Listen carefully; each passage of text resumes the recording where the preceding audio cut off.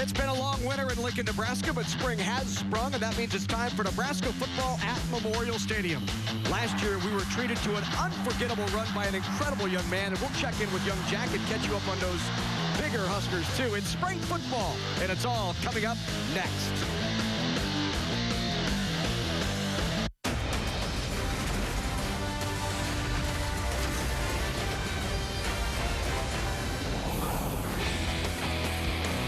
In Lincoln, Nebraska, for the 2014 Nebraska Spring Football Game from Memorial Stadium.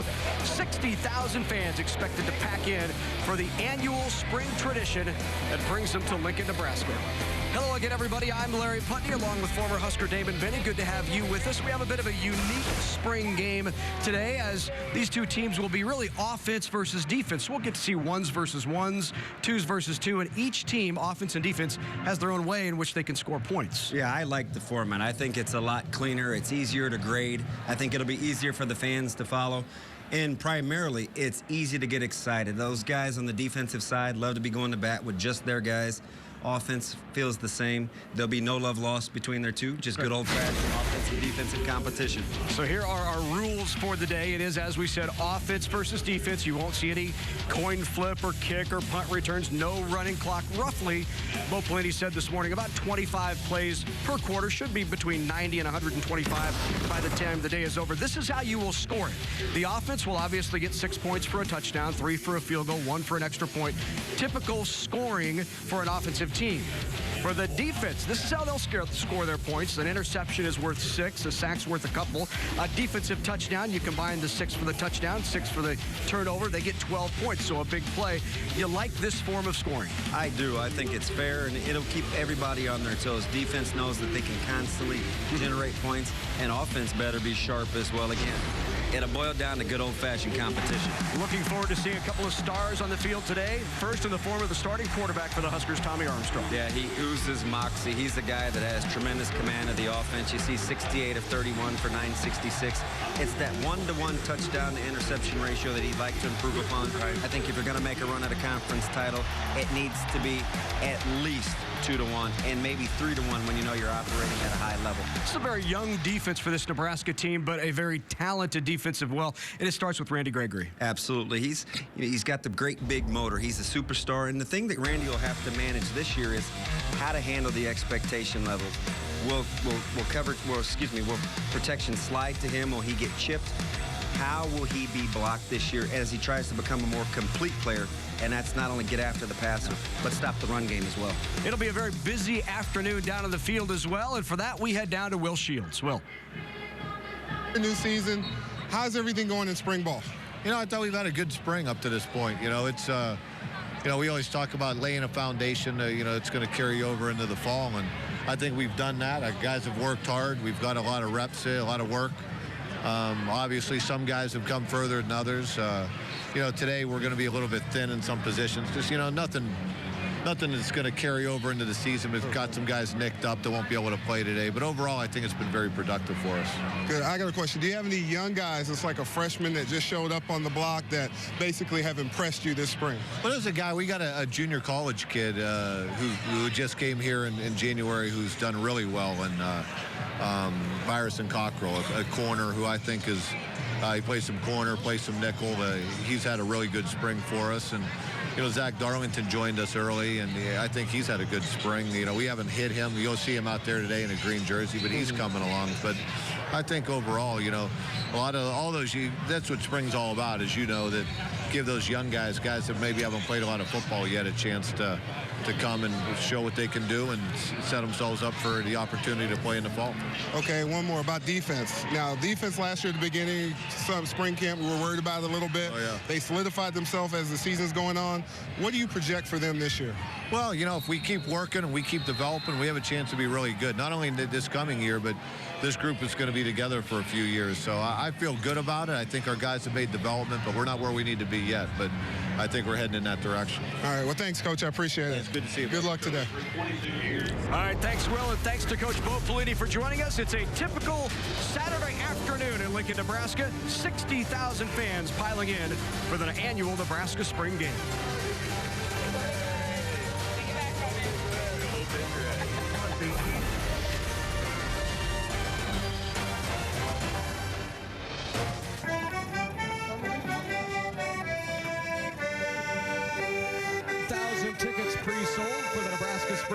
Terrific walk-up crowd expected as well. And all sorts of musicians out for this spring game here in Lincoln, Nebraska. And here comes the Nebraska tunnel walk-in. Bo Pelini is coming out with the cat. He's taking this cat thing to another level. It has grown to mythical proportions. You know, on the morning show, I was kind of just joking about this with my partner. We didn't really expect this to come to fruition. And of course, those who know the story well, Bo Pelini, his Twitter picture is with Bo Pelini and a cat. Bo Pelini famously tweeted out, and it trended within the first 10 minutes. He tweeted out, "Okay, enough with this. Where's my cat? Or I want my cat back," right? Yeah, and it was amazing. He turned, like he's been able to do thus far, turned a negative into a positive, because if you remember, it was the Christmas sweater and the cat that was a kind of a parody of Coach Pelini's personality that he has now turned out to be a positive. And so Bo Pelini, along with said cat, emerges from the Nebraska tunnel to the throng of 50 to 60,000. And Bo, of course. And good on that guy for being able, as the maturation process, I don't know how mature some folks will think this is, but as his maturation process as a head coach and embracing the fans and social media and getting into 2014, good on that guy. So ready to go here in the Nebraska spring game. This will be, as we said, offense versus defense. Tommy Armstrong goes up top immediately looking for Bell across the middle. Good defensive effort there by the Huskers. It was Mitchell in coverage. Yeah, that'll be a good matchup to watch for as long as we can see it. Kenny Bell on Josh Mitchell. And the other good matchup to take a look at is Rose on Birch, two emerging stars. A quick rundown here again. Here's Tommy Armstrong under pressure. And this Nebraska offense and the offensive line, really one of the question marks, Damon, coming in to this season.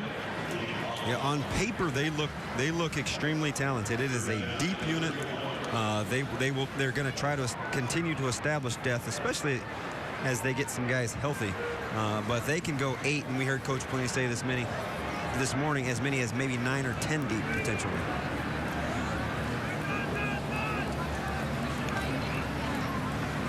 Back again is Armstrong across the middle, right into coverage, and the interception of that will be worth 6 points as Nate Gary with the pickoff. And Gary moving back to the safety position for this season, Damon. He was a linebacker last year, and being able to see the field from the perspective of a linebacker has really helped him in that new safety spot. Yeah, a little bit ominous foreshadowing as we take a look at the replay here. Armstrong's got to get that head on a swivel, stare the guy down. And like we talked about this morning with Coach Pelini, Gary's transition into safety and how smooth he's been in moving to the new spot has been nothing short of amazing. He looks awful comfy and almost at home. So now we'll see Riker Fife, as it will be the 2s versus the 2s. So 6 points on the board for the defense is Fife. Looking for that quick throw out into the flat, pulls it down, gains a few yards.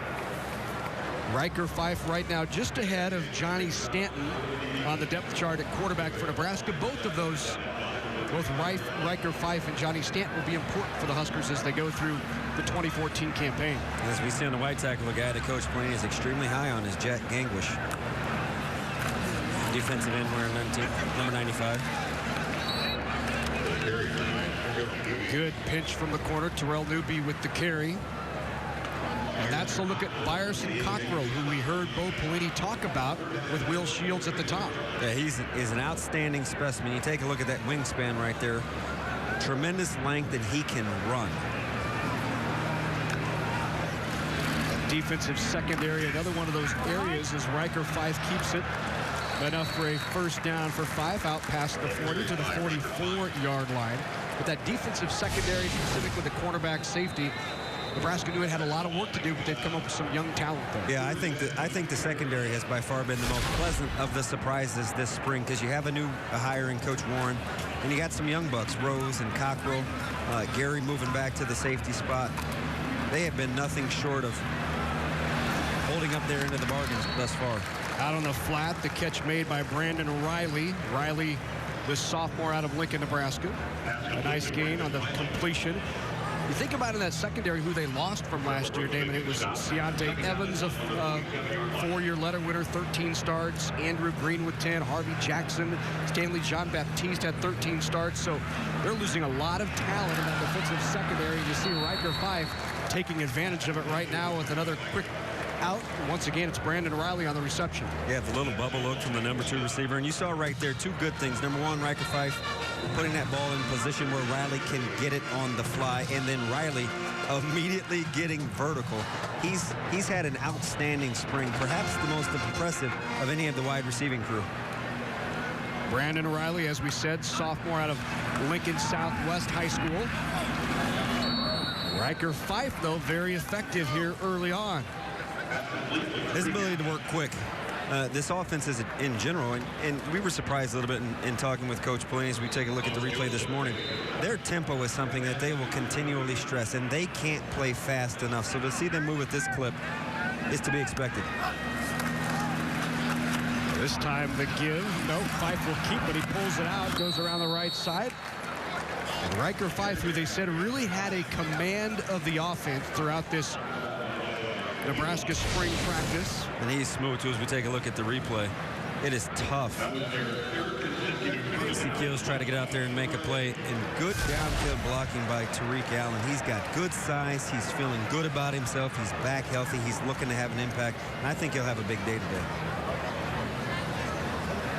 Fife out of Grand Island, Nebraska, leading this second-team offense against the Nebraska second-team defense. The 1-versus-1 battle went to the defense as they had the pick. Great defensive play, and that's Cockrell again in the defensive secondary. This young man is not short on confidence. He has made the transition. Look at him snap his head around and play the football. That right there, folks, you can't teach any better than that. He's got his head on a swivel. And it's a difficult skill for those DBs to learn to make a play on a ball in the air. Now, you might look at the score and think, now, how did Red pick up 1 point? It's for an extended drive. So this drive by Riker Fife and the second team has already put 1 point on the board, looking to add more. Good check down by Riker. Finds Newby. Newby, nifty little cut, but stepped out of bounds at the 7-yard line. But there's the excitement that we see out of Terrell Newby. Yeah, not only that, let's back up just a second. What was the thing that Coach Pelini talked about wanting the offense to have the ability to do this year? Take what the defense gives you. That's right. You see the check down, here's the leak, and then you get a guy that's electric out there in space in Terrell Newby, able to operate, putting Nebraska just in good position at first and goal. So even here in the spring game, we have the red balloons, which have been released into the air. Of course, he didn't get into the end zone, stepping out of the 7, but there's a look at the young cornerback for Nebraska who's expected to see a lot of time in Cockrell.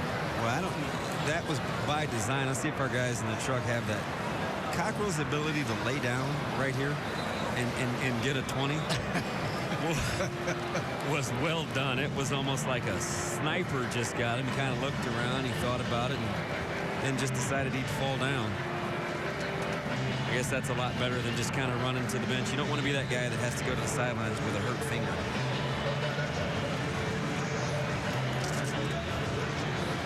Terrific day here in Lincoln, Nebraska. 70 degrees. Usually warm spring day. Could have picked a better day as Riker Fife on this drive. 4 for 5, 38 yards. Newby with the carry on the stretch. Cuts it back up. Gain of a few inside the 5. And this Nebraska backfield, we'll chronicle it as we go throughout the afternoon. Terrell Newby just one of the pieces. Of course, we're not seeing Amir Abdullah play today. Amir Abdullah looking for his 3rd consecutive 1,000-yard season. No Nebraska running back has ever done that. He is a talented tailback. Pretty complete as well.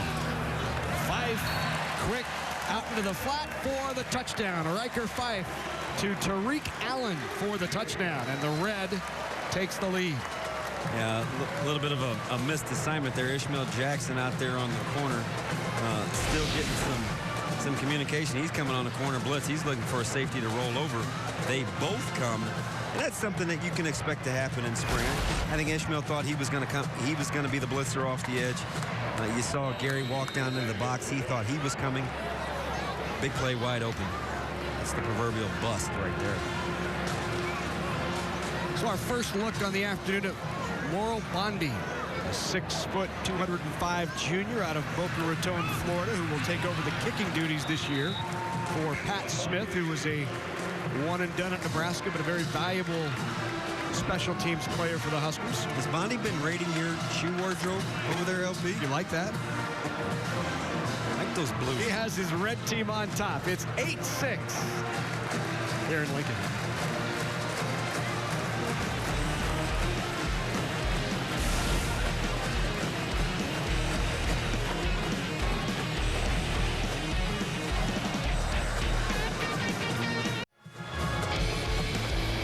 Memorial Stadium here on a terrific Sunday afternoon in Lincoln, Nebraska for the annual red-white scrimmage. And now with a very special guest, let's go down on the field to Will Shields. Hey, I'm here with Coach Miles from the NU basketball team. Now, when they had you at the Big Ten meeting, they had you guys picked at last. Tell me how that transcribed to your season this year. You know, like any athlete or coach, you kind of feel like that's a personal indictment on yourself. And I think our guys really knew we were better than that. And, you know, once we got ourselves together, it was just an unbelievable season. So as you go in and you're trying to fight your way into the NCAA, now you sort of set the bar. What does it look like for next year? Well, I think we're going to be better. I think our recruiting is going to improve some of our deficiencies we didn't have. Interior presence. As you know, we got a couple pretty good wings. So we're going to add some more guard play to that, maybe another big guy. And I just think that experience of going through the NCAA, blowing a big lead to Ohio State in the Big Ten tournament, and then not having to go our way is going to be fuel for these guys in the future. Well, thank you. I appreciate it. And back to you guys. All right, thanks, Will. Thanks very much to Coach Tim Miles for joining us. I can't remember a day in Nebraska basketball similar to the one we experienced when Wisconsin came in and Nebraska needed the win to essentially wrap up the NCAA tournament berth. So we're going to look at some drills now. Part of this spring game is a look at a 3-on-1 drill. So, Damon, describe how this works. You see the sideline right down the middle of the field. The far sideline is the other. Yeah, you'll see the pylon that's on the 40-yard line, and what the returner is trying to do is get vertical immediately. The drill that you're trying to teach is as a punt returner to get up the field immediately. You want to net a positive 10 yards on the return. The three defenders have to corral the ball carrier, which means you have to play with leverage. Outside shoulder stays as outside as to the sideline, turning it back into your middle defender, and your defender to you on the opposite side of you has the same responsibility. So you got to have a little bit of courage as a returner because these guys are definitely what we call unblocked. And so the offensive team here now, or the punt returners, 0 for 3. And this is not what we witnessed when we took a look at this film on tape this morning. No, we'd seen those guys have a lot of success. Yeah. But as we take a look at it, it's a little different with the bright lights on. And this guy was one that had a ton of success on film, and that's Taro Newby. He is lightning in a bottle, just figuring out what it takes to play at this level. He's going to be a good one. You saw him plant that left foot, and what vertical movement. Here's Brandon Riley. Riley with a nifty little move to score. He gives it to him. He's got some shake and bake to his game. Don't let the smooth taste fool you. He's got some wiggle to his game. Well, once again, they start at the 30. If they can get to the 40, they score. The three defenders trying to prevent them, and the defenders win it there. It was Desmond Robinson trying to make a name. Yep, Desmond Robinson running him out. Oh, look at Jamal Turner just getting vertical. Turner puts the head down. And that's a win. You can see the pylon if you remember. It's at the 40. So here's Jordan Westerkamp, who returned a lot of punts for Nebraska last year, and Westerkamp doesn't quite get there, running out of bounds. Westerkamp looking for the immediate angle on the edge. Nice job by that outside. And that was Gladney, another offensive guy sticking his face in there who's got some really good toughness. That's too easy. Wow, that's Jordan Nelson. Check that. Yes, it is Jordan Nelson. scoring easily there. Little pocket Hercules got good change of direction. Has had a hard time staying healthy out of Omaha Burke. So entertaining for the fans, something the fans typically don't get to see, are some of these drills that Pelini and staff really work on a day-to-day basis, the tackling, the fundamentals, being fundamental here in the drills and trying to translate that into the field. Without question, on the defensive side, you're unblocked. It teaches you to tackle in the open field and learn to sink your hips and drop down. And as a punt returner, with 3 guys at you unblocked, where you know yards are pretty important, not a ton of time to dance. Get vertical immediately and get vertical for at least 10. That's a win. There's John Papuchis, defensive coordinator for the Huskers. Just watched his second-team defense scored upon as... Take a look at that talented interior for that white defense. Young, but aggressive. Back in there at quarterback is Tommy Armstrong. He pulls that in. Nice job defensively by Greg McMullen, number 90. And you're going to see a lot of Greg McMullen come fall. This is a kid with a great body and a good motor. And don't blink. You do see the single-digit number 7, Malik Collins. Right. Playing out there in a 7 technique as at the defensive end spot. Now this D-line, if they continue to grow and mature, they've got a chance.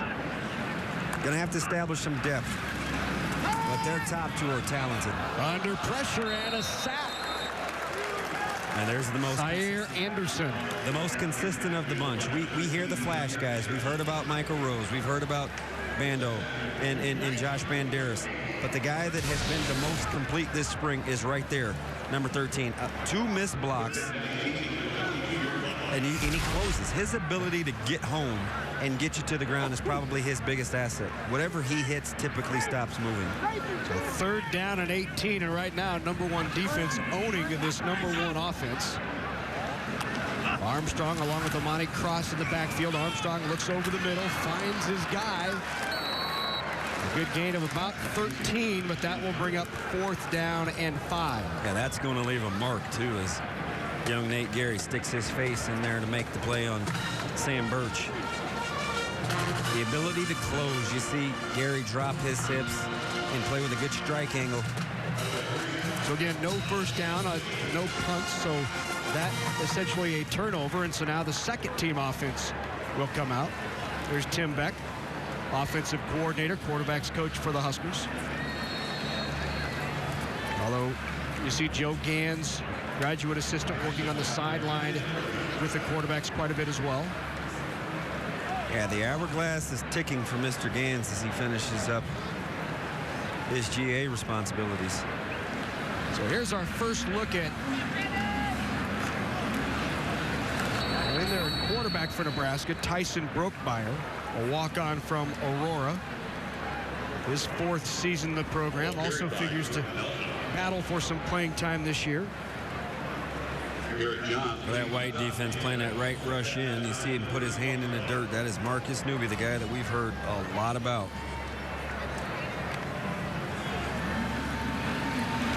Out on the flat. It's Connor Ketter. We talked about this defensive line and the depth. Damon, you think about, obviously, Randy Gregory, Greg McMullen, who we saw. A.J. Natter was injured here in the spring, but they expect a lot of things. Joe Keels, the transfer, junior college transfer. And then on that interior line, Malik Collins, really, as you said, his ability to play the 5 or the 7 technique, go outside, really creates some versatility for this defensive line. Yeah, it does. And you get a healthy Kevin Williams back, and we talked to Coach plenty about him this morning, how, you know, he felt like he's grown up quite a bit. He's come a long way. He can provide some depth. And don't forget about Kevin Maurice, who is still continuing to grow as well. And then a guy that I think is going to make our under-the-board walk-on kind of team with Jack Gangwish, who has given them some push off the edge, too, in terms of being able to get after the passer. It's a work in progress, but they've got some bodies that they can manage.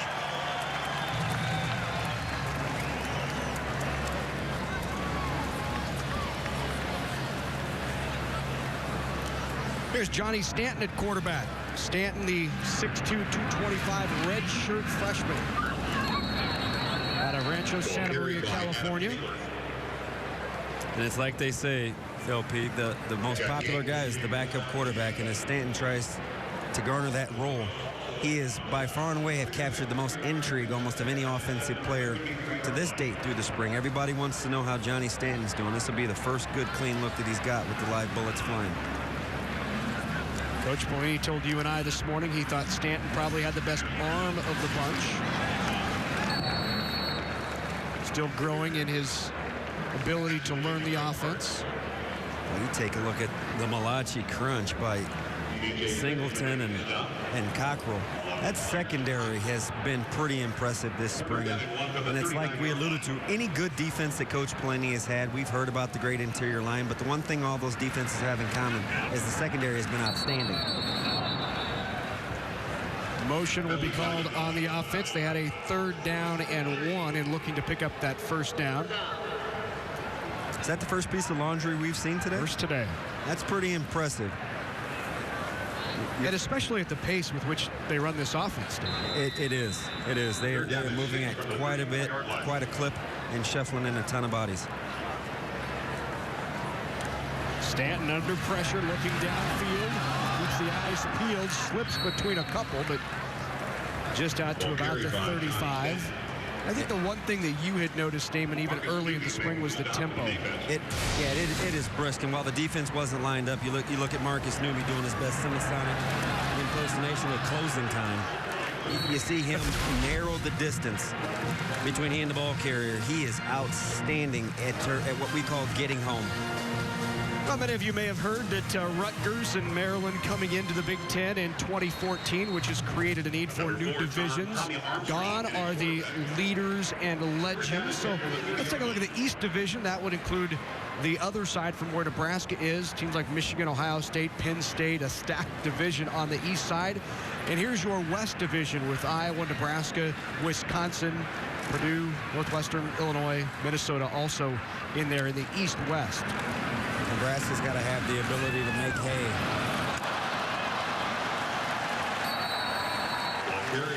Good carry by Jordan Nelson. That's the hammer. That's Amani Cross. Yeah, and you know what? And I saw him on the sidelines. I was just kind of keeping an eye on him as we take a look at the replay. Watch him put the left foot in the ground and get vertical. He's a hammer. Great bit of insight from Coach Pelini this morning where they kind of had a little sit down about his playing weight, who he needs to be as an I-back, and then finally being comfortable with who he is as an I-back. He's a big back that they want to go downhill and play east and west, play to his strengths. It was a gain of about 4 yards for Cross. Back-to-back carries for the physical back for Nebraska, Amani Cross. Back up to 230. You like that playing weight on him, right, David? Yeah, I do. I think he's got to be who he is. He's a hammer. Quick toss out to Kenny Bell. The shake and bake. Bell down the sideline. A nifty move for Nebraska's best receiver last year, Kenny Bell. Yeah, he has gone to full-fledged quiet mode, and a great job of locking up on the outside. Watch Birch do just about everything he asks him to do, and that's block. And trying to capture Kenny Bell in space is like trying to bottle smoke. You're never going to quite get it all. Little dip, dap, see on the other end. Good peelback block by Birch. We're off to the races. Kenny Bell has a chance to set Nebraska records next year for career receptions and career receiving yards. He has been a consistent, as you see, Tommy Armstrong Jr.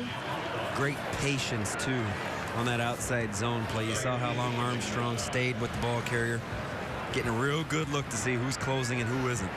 See, that's a win. Right now, that's 2nd and 3. You got the whole playbook open to you. That's how Nebraska would like to function as an offense. The red team trying to regain the lead here as they trail 12-9 late here in this first quarter. In fact, this will be the last drive of quarter number 1 as they've already reached their number of yards. Amani Cross takes the option. And one of the things you like about Armstrong is the way he runs the option. Yeah, you do. He's a smooth operator. He handles it well, and he's very good about. He doesn't typically hurry himself. You know, sometimes you got that internal clock and it gets sped up in your head. He's a guy that understands full well what his mind and his legs are capable of doing. First team defensive line in there. You see Vincent Valentine along with Randy Gregory. Malik Collins playing at the defensive tackle right now. Yeah, that big boy voice you hear, that's number 4. Armstrong goes up top. Misfires with Kenny Bell. Yeah, that might have been a miscommunication between he and Sethan Carter. I think Sethan Carter should have sat it down as the number 2. Sethan Carter, of course, number 11, the tight end for the Huskers. Just his sophomore year. Someone who's really grown over the course of these spring practices is Sethan Carter. And look at his athleticism as he's fluxed out here as that hybrid type tight end. It can be disruptive, too, as a defense as you try to get set up. You see a personnel package with a tight end, and yet there's no inline guy out there. Nathan Gary showing blitz there. Called the check down. Amani Cross with the carry into the end zone. Touchdown, Amani Cross. With the beautiful assist to the guy we call Sticks, number 11, Sethan Carter. Guys on lockdown on the perimeter, allowing Cross to split the defense.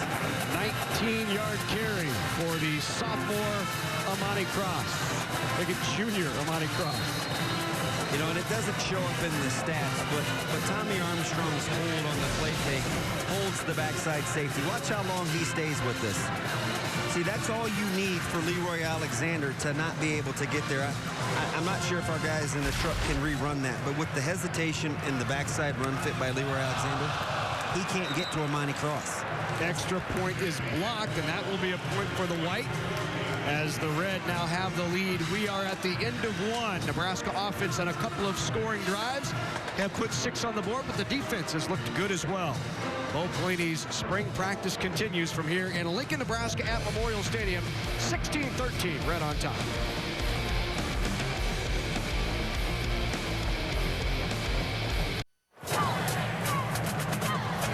Back at Memorial Stadium in Lincoln, Nebraska, the annual red-white scrimmage. Nebraska's spring game, Red on top now 17-13. Let's review what happened last year for Nebraska. They started the season with a win over Wyoming. Then the loss to UCLA after leading at the half, 21-10, and actually at one point had a 17-point lead in that game. Westerkamp's Hail Mary pass against Northwestern. And they finished on a really good note in that win against an SEC team in the Gator Bowl to finish the season at 9-4, 5-3 in the Big Ten Conference, second in their division. Yeah, I know. Sometimes, a lot of times, people want to, well, sometimes, a lot of times, a lot of times, people want to poo-poo bowl games. And I felt like for Nebraska, it was pretty imperative that they play well to start to garner some momentum with a little feel-good about the program. So we're going to take a look at another drill as we're here between first and second quarters. This is the lockdown drill, Damon. As it was described to us earlier today, they will shoot the ball through the jugs machine. They want that ball to land somewhere near the goal line, and the idea is that by the time the ball carrier has the ball, the defenders are within 10 yards. Don't give them an opportunity to get going. And it's one of those multifunctional drills where you have a 2-on-2 at the line of scrimmage. So as the defender's trying to keep those gunners off you, you want to keep your hips parallel. Don't open the gate and let guys run by you. As the bullets, you want to find the football. As the punt returner, you want to get vertical immediately. It is a nice little 3-in-1 drill where you're getting a lot of work done with few bodies. So you will see 2 bullets heading down, 2 defenders. Opportunity to make a miss, and one that time by the punt coverage team. Yeah, see, that's a good job by Bando winning. He won right at the line of scrimmage.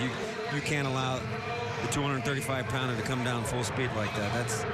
Got to get hands on him. Keep those hips parallel as long as you can if you're on that return team. So here. That's an outstanding job by Gladney. See, that was an accident waiting to happen. You know how I like to watch games. I don't even follow the football. I like to follow what happens up front. See, Gladney run right away. He had Cockrell outside the hash. You knew that there was going to be a gate to be had. And Jamal Turner found it. So Jamal Turner, the return man on that one. The return man here will be Terrell Newby. Uh-oh, 2 free releases by the Gunners. This should not go well. But Newby finds a way to make it happen. 2 guys unblocked. Ought not allow that to happen. That's right. But that's Mr. Electric being elected. Look at this. Now, see, Leroy Alexander's trying to get back inside. He felt himself getting squeezed. He guessed. Now, maybe Gary could have made that play on the tap. But I don't know. I'd like to see him get his head across. So now Jordan Nelson back deep on the lockdown drill, and Nelson got himself some space. Oh, that is taboo, Jordan. You can't allow the punter to get his hands on you. His buddies will let him hear about that. All you need to watch is really what happens at the line of scrimmage. If White wins, it should be a tackle. If Red wins, it should be a house call. So now back deep on the final one is Jordan Westerkamp.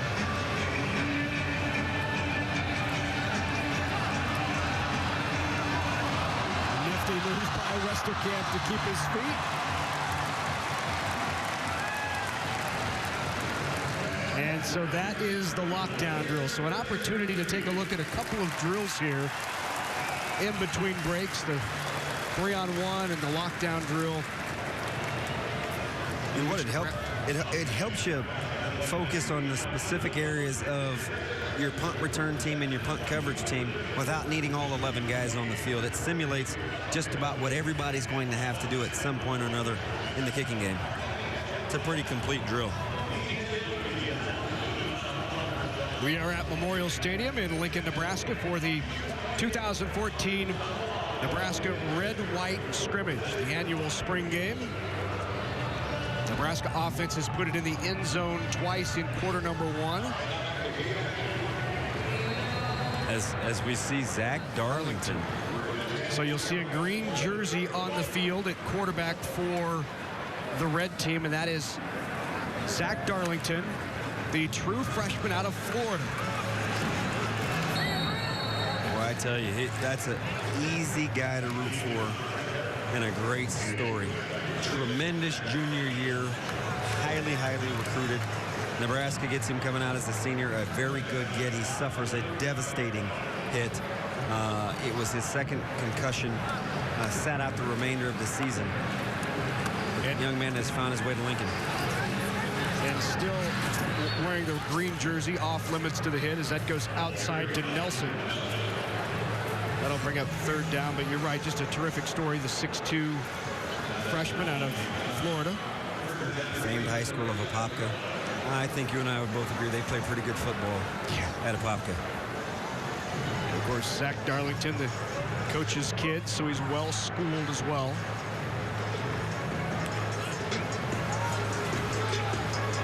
Goes up top over the middle and picked off. No flag on the play. And the interception, the second one for the white number 1 defense. Now, we've talked a lot about Anthony Ritter on the pick. Sorry, Damon.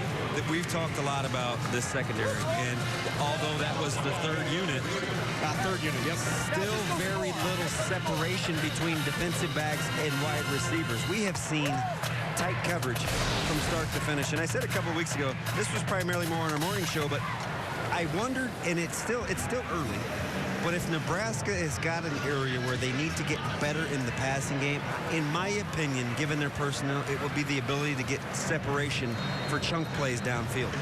I still think that's an area they're going to have to get. You got to shake a Kenny Belfry, a Sam Birch, a Jamal Turner, and Alonzo Moore when he's healthy. Can Nebraska get chunk plays in the passing game over the top?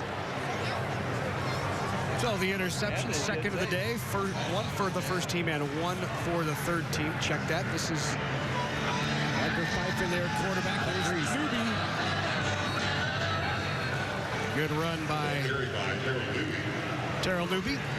Hey, don't blink. That was Courtney Love that ran down Terrell Newby at an angle as we take a look at the replay. Love is playing the weak side, so he's coming from left hash to right hash and gets his head in front on the tackle. Write that one down. That kid can run. Don't let the size fool you. Courtney Love is a 6'1" redshirt freshman. Goes 240. And Coach Pelini said they have moved him specifically to the will, just the will this year. Second miscommunication here on that blitz. Nebraska a lot of times likes to use their corner from the boundary blitz, and they'll bring pressure, helps fit in the run game. Safety's got to rotate over. That's the second time that they haven't gotten there. Tariq Allen with the catch from Riker Fife. Riker's been impressive here. He has. He is extremely accurate in his command. Newby again with some room across the 50. That offense hasn't really skipped a beat in terms of pace. I think people wondered, okay, is this just window dressing? Is Riker Fife really, can he be the guy? He looks to be a guy that can be a pretty good quarterback. Slow to get up Anticipate him blocking, along and you just blitz him. that offensive line. The only time you need to take him is if Corey Whitaker, I believe. That's when you offset. That's when you well, if They'll help him off the field. Well, that's outstanding. How about our guys? Just Johnny's on the spot down there. See, that's good dialogue where you're coaching on the fly. And it's like Coach Pelini talked to us about this morning. You can talk concept, you can talk scheme, but there are those times when you're out there on the field where it's site-based. And you have to go with what you see, and there's not always going to be somebody to tell you out there. And right there, Love getting coached up a little bit on, because he was at an angle, this is what you should do.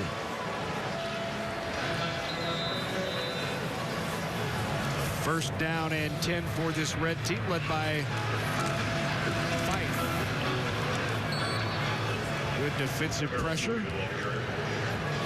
Play by Chris Weber, the linebacker for the white team.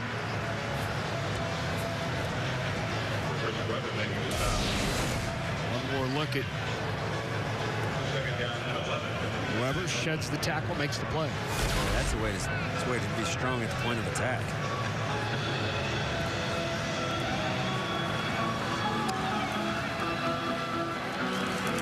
Looks for that crease.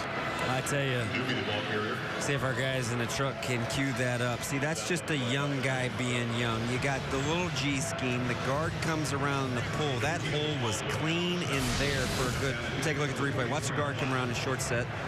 Stay right, stay right. Rose is locked up. You've got a nice crease. Just got to stick your face in there and hit that. 5 complete to Lane Hovey. There's a name that we're going to hear a lot of. Another guy they like a lot. 6'4", 210. Out of Adel, Iowa, number 45 on the red team. Big, big body.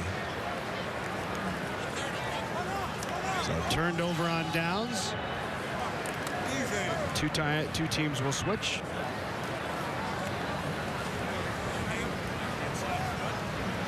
Again, hey, right here, you had to pan the camera on that guy as long as we can. They're gonna overset you, right? One of the little hidden gems that's not so hidden anymore in Coach Kaczynski. I think he does an outstanding job, not only in his teaching, but demanding that young men eventually mature. Hey, his style isn't for everyone, but if you want to grow up and grow up as a man, listen to that guy. He is a great recruiter as well.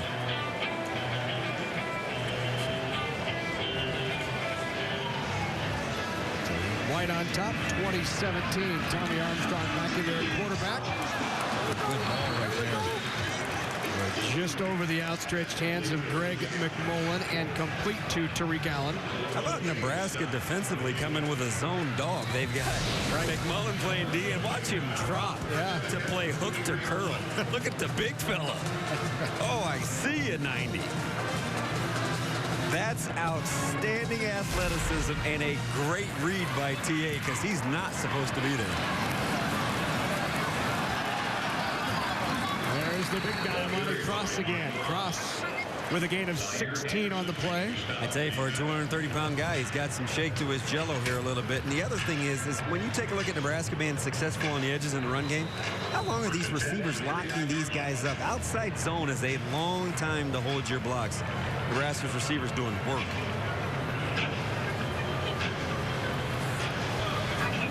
Andy Janovich in there at fullback for Nebraska. The big-bodied backfield right now. And leading the way for Amani Cross, who cuts it up inside. Cross with room. Cross to the end zone. Touchdown. 39 yards for Amani Cross. And he's having a spring game. Beautiful job. Now, see, there's versatility for you, big fella. Watch him find the cutback crease. That's an onside play. He saw the first available crease, which is how you get to zone. Squares the shoulders, gets north and south. Katie bar the door, the big guy finds the end zone. Beautiful read as he sees it. Watch this. Stretch, stretch, stretch. No, let me get vertical. I'm going to put my foot in the ground and race. I see the crease. I saw the crease. I was the crease. Give me all 6 of them. Look at this. Speeding through the hole.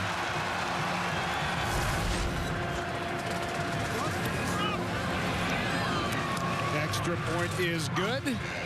Grant Schumacher in there for the extra point. I tell you, that's good work. And Coach Quinney talked about him being comfortable in his own skin and being back to the big guy that we recruited you. And you can still be fast, but conversely, if you're on the other end, you can't allow yourself, if you're DJ Singleton, to have that crease split by the big fella. And I know it's 3D, and he's coming at you in your kitchen, but you better find a way to close the distance between you and the big fella when you got a 10-yard head start. Well, time now for another drill. The same shit every day. And this one will be Bo Pelini taking on Kenny Bell in a throwing competition. Oh, my goodness. My man KB has the sun hat. This guy's going to be running for...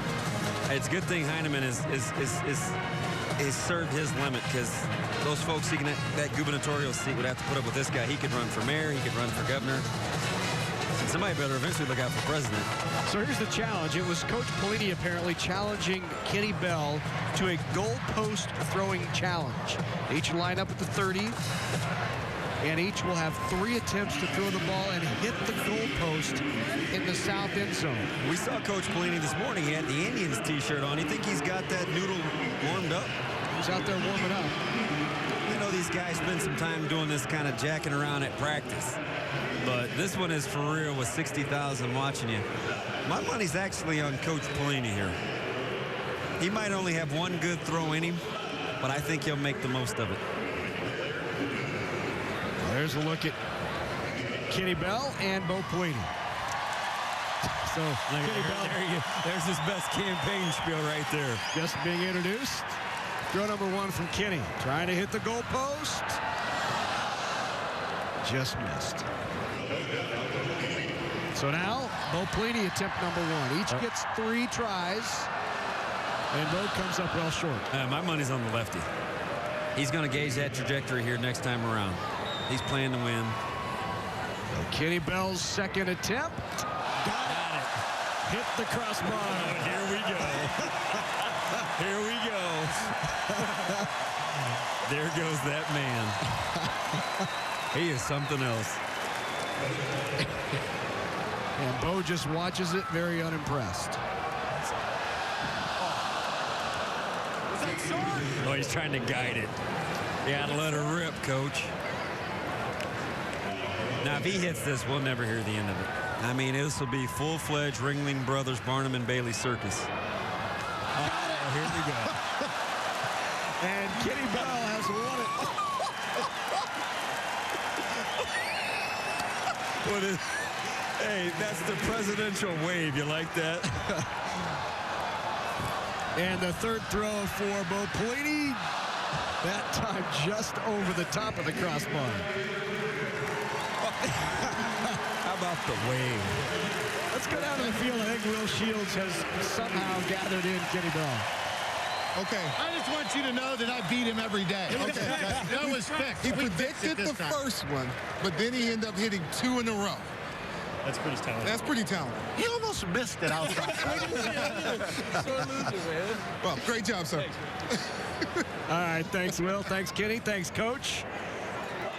So that is our third drill of the afternoon here at the Nebraska Spring Game at Memorial Stadium in Lincoln.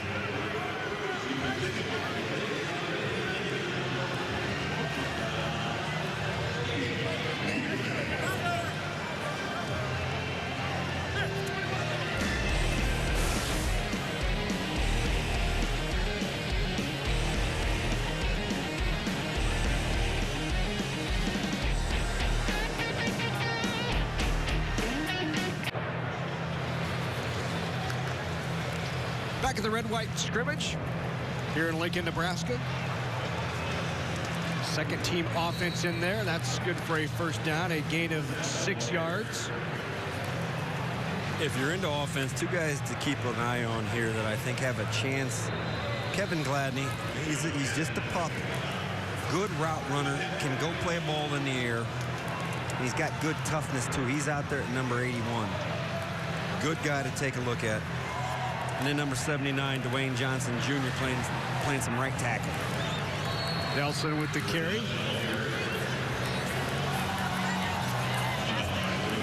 This is a stacked backfield for this Nebraska team.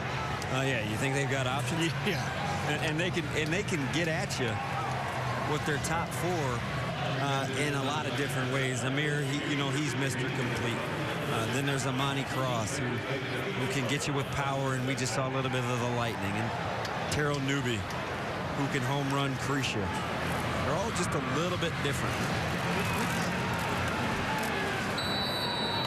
Out near first down. Past midfield for Nelson. Well, I tell you, I like Ritter. Ritter is not afraid to put his face in there. Double deuce is on the loose. He has played downhill, and he's got a pick to his credit, too, so he's shown you some versatility as well. Anthony Ritter, cornerback for this Husker defense. 3rd and 1 now, and the give again to Nelson. Stiff arm, trying to get the corner. He has enough for the first. That hammer that just dropped was Ishmael Jackson. They like Ishmael Jackson. He's made kind of the switch and settled in at the cornerback spot. He's enjoying a good spring. He's still young, learning the position, but watch him fit in the run game. Get off of me, head across. I touch you, you go down. That's the general rule of thumb that you want to work with as a defender. Do you remember the big buzz when Ishmael Jackson visited for his official recruiting visit? Yeah, he's related to somebody that's pretty popular. Matt Damon was his uncle. Love the namesake. He's got any game? We were going to have Matt Damon on with us today, but well, you couldn't find. You couldn't find the right identity. We don't have time for Matt Damon today. What did you play? Guy's constantly messing with his identity, isn't he? Timeout, injury on the field.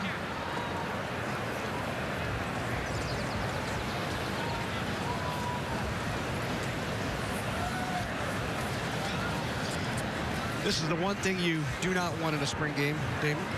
No. You don't. You don't even want to speculate and play doctor up here. Point a little bit to his midsection.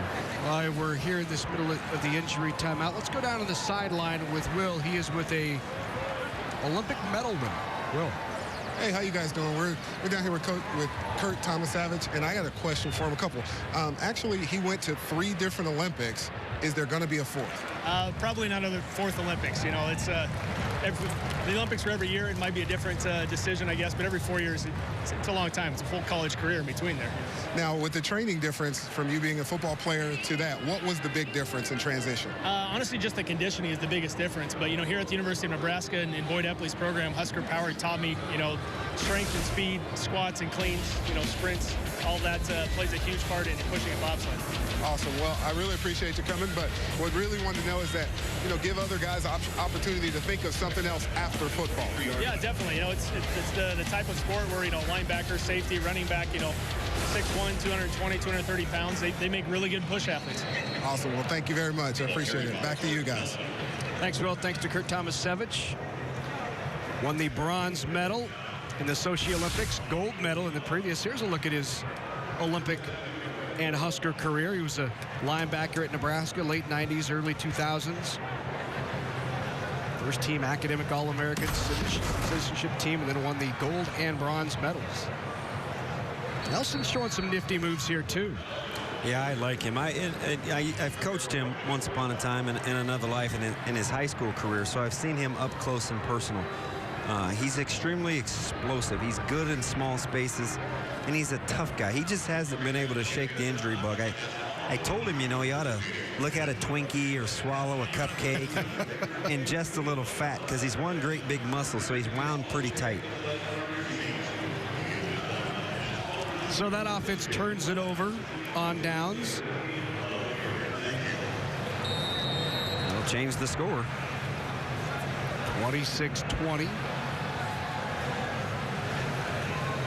What this offensive line that we alluded to earlier, Damon, you think about losing guys like Spencer Long and Cole Spencer and Brett Qualley and Andrew Rodriguez and Jeremiah Searles. All of those guys starters last year.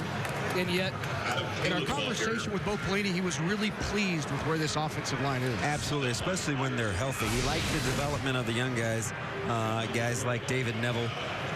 You know, Alex Lewis has got big-time playing experience coming from Colorado, but he likes his development. And then you got a lot of the young guys. Ryan Reeves, when he is healthy, is coming along.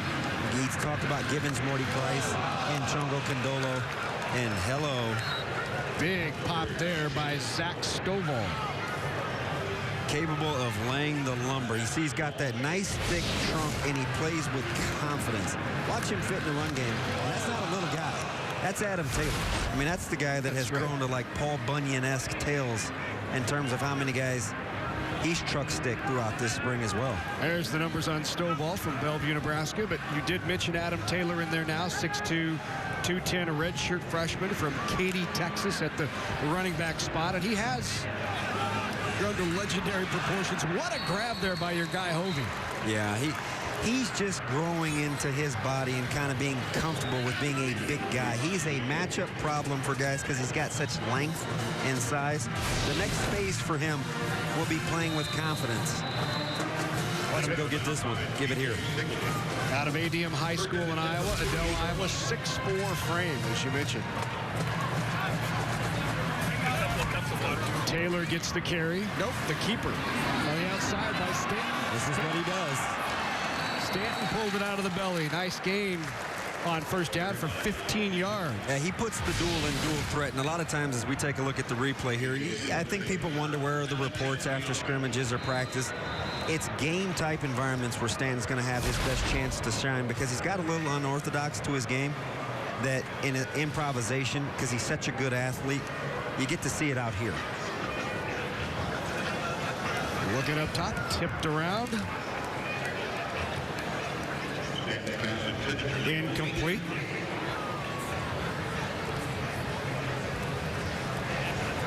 We talked about Adam Taylor being in the game, the running back here. He was the scout team MVP last year. Yeah, he's a full-grown man trapped in a 19-year-old body. He's got the full beard, and he's got muscles where you ought not. Still learning that game a little bit. That was a keep. That should have been a keep for Mr. Stanton. Shut down up front by Kevin Maurice, who's going to be a factor inside in that interior defensive line for the Huskers. And a name that kind of surprised that we see out there patrolling that second group, our first group, is Mr. David Santos, who we saw not have a ton of success at the mic, was pulled for a little bit. They moved him to the will. They started one gap a little bit more in their run game. And now he's playing a buck where I believe if the season started today, he'd probably be the starting buck. Completion over the middle from Stanton to Taylor out of the backfield. Taylor actually lined up in the slot. And a flag on the play. Looks like it might be holding on the offense. Is it just me, or do you think that Coach Pelini has a grasp for the offense as well? Because as many times as he used check down and take what the defense gives you, and two of the bigger passing plays that we've seen, although that one will be negated, were on check downs. You saw the hold in the middle by Paul Thurston. Almost drug Logan Rath to the ground. So that'll back him up and bring up a long third down and 23. Not a ton of plays in the playbook for this one.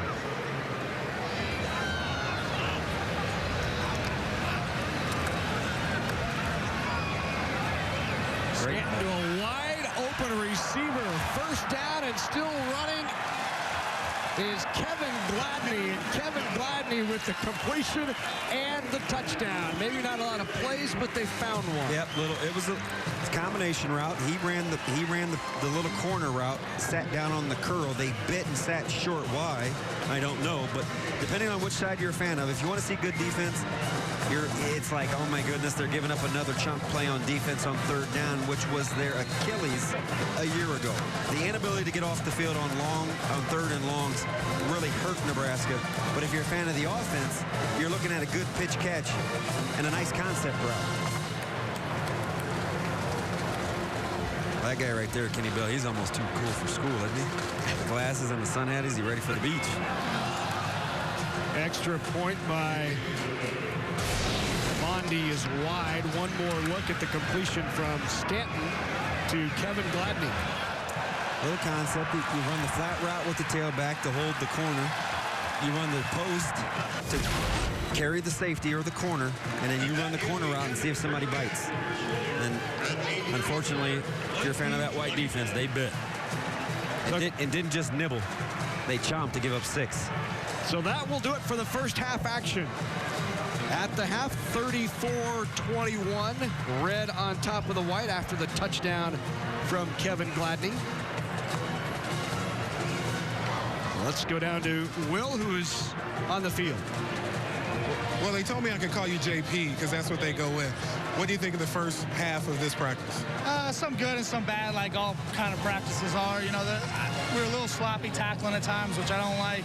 I thought the defense came out with some good energy early, got the turnover right off the bat. A couple takeaways are good, but too many big plays and, you know, too many missed tackles. But, you know, we don't game plan each other, so there's some things that we were probably in that probably didn't quite fit what our offense is doing. Awesome. Well, thank you very much. Thank you. Appreciate it. No problem. Back to you guys.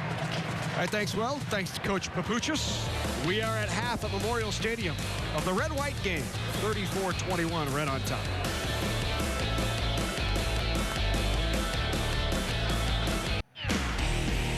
Welcome back to Memorial Stadium in Lincoln, Nebraska. We are at halftime of the annual red-white game, 34-21.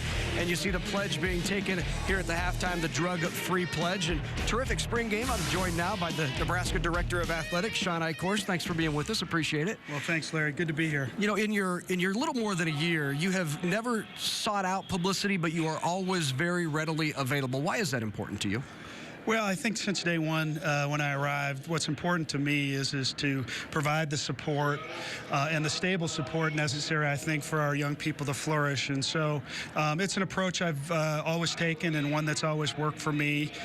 You know, my focus is really behind the scenes on doing what I can do to help the coaches and the student athletes be successful, and more importantly, serve the University of Nebraska in the way I think folks want it served, and that's to preserve the great academic institution it is. So just kind of my approach. It isn't everybody's approach, but one I'm comfortable with. In your more than 175 appearances across the state, you've obviously seen the passion for this university, the passion across the entire state. I'm just curious, in your experience, is that unique to Nebraska? I don't know if it's unique to Nebraska based on my experience, but it's certainly very special. It's unique to the people who are Nebraskans, that's for sure. And I knew that coming in. I worked with a guy that went here and thinks a lot about his experience here at Nebraska, Coach Alvarez. And so from day to day with him, I learned the Nebraska way. So, you know, coming in, I knew it was going to be like that. And I recognized it really quickly, you know, in that short tenure I had when Tom was still in the seat and I was waiting to take over. You know, when you can see a group of people be so passionate and interested in a fan base and oftentimes be critical of Tom. Right. And you're going to expect that's going to come down your way, too. So, but in a very, very good way. I understand what all folks want here at the University of Nebraska, and I just hope to be able to be a part of that. We really appreciate you joining us. Thank you so much, Larry. Nebraska Director of Athletics, Sean Eichhorst. We're at halftime of the annual red-white scrimmage here in Lincoln.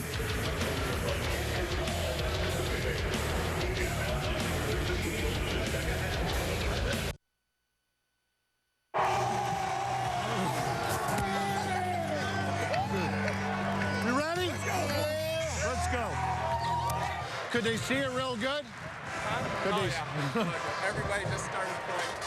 For real, in October, November, can I bring that up? Yeah, you can. What do you think of that? Bo Pelini's conversation pregame as he came out through the tunnel with the Cat. Now let's go down to the field. Will Shields is with Tim Beck. Hey, Coach.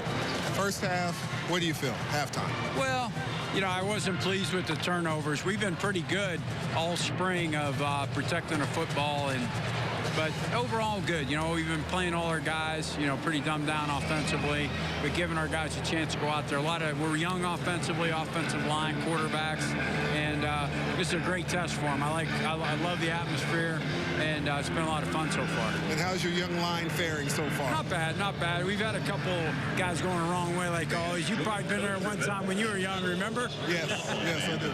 Although you probably didn't go the wrong way very much. All right, well, thank you, Coach. I appreciate it. You got it. Back to you guys. Well, you should have told him you never went the wrong way. It's all Americans don't go the wrong way, right? No, there was a crash that we had in the backfield at one point. It happens, you know. That's the problem. I thought he said 15, not 16. Will Shields joining us from the sideline throughout the afternoon, handling sideline duties. Good action here in this first half of play of Nebraska's annual red-white scrimmage. And Damon, I thought a good look at a lot of the guys who could play critical roles coming up in the fall. Yeah, it is. It's amazing. And now this was funny, you know, because we were talking to Coach Pelini this morning, and I said, Coach, you realize you're not going to have a two-year starter that's returning on defense. And he says, oh, hadn't thought of it. I hadn't thought of that. That's right. You know, outside of the part-time guy, Cooper's the closest at safety. But I mean, when you just talk about the youth and trying to grow, I think it's a great reason for optimism too, because in the term that he used, they're light years ahead of where they were a year ago. Because remember, and I was shocked when he said it. He told us this morning. He didn't know the first 4 or 5 games coming out of spring if they're going to be able to stop anybody. Right. So he said that today. Yeah. Right. He's like, guys, and I didn't think we were going to be able to stop anybody. And I think the term he used was light years. We are light years ahead right now of where we were at this point last year. So certainly good news for Nebraska football fans.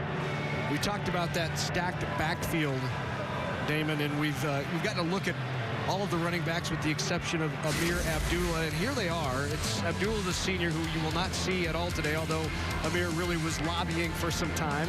Didn't work. Amani Cross, who scored twice and had a terrific afternoon. And then a couple of young guns, including this guy right here, Terrell Newby. Yeah, and they've got 2 more coming in with Bussy and gosh, his name escapes me. Come on, DB. I wish I could help you, Damon. I'm drawing a blank. So you're going to have some super studs. Mikel Wilbon. That's it. And so you're thinking, and they all do, with the exception of the Young Bucks, the 4 that are out here right now, they're just a little bit different in terms of their style. So I think they can find a way to utilize it. Under pressure. Armstrong got rid of it, goes to the outside of Kenny Bell. Now, see, in my opinion, that's a little bit, you don't want to overdo it, but that's what you get in spring. That's a timing route. Nebraska heated Armstrong up a little bit, and he missed his mark. And that's kind of what you want to do with this offense. It's a timing passing game. You know, they try to stay in rhythm. When you can disrupt it and force the double clutch, typically good things are going to happen for you for a defense. 3rd down and 9 here for Tommy Armstrong Jr. Under pressure again, rolling to his right.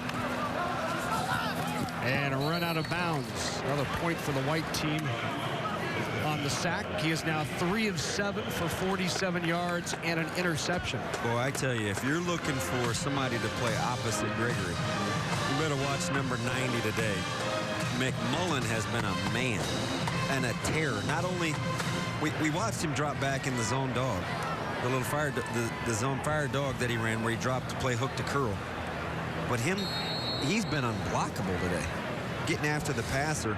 And it's like, it's what Bo said. When you watch good players play in front of you long enough and you see the light at the end of the tunnel, you figure out a way to go get it. As Coach Pelini's given up, he's going to let somebody else call the defense. But it looks like the Katie Knob, who is one of the Nebraska cheerleaders, is actually calling the plays right now. And if this goes well, they ought to let her. Tim Beck may want to rethink. Well, that's amazing. So what does Coach Plenty do? He comes off the edge, taking advantage of the novice. But listening to Coach Plenty talk about that D-line, I mean, he's giving them glowing reports. He says, you got to be patient, Damon. You got to be patient. We're still young, but we're coming.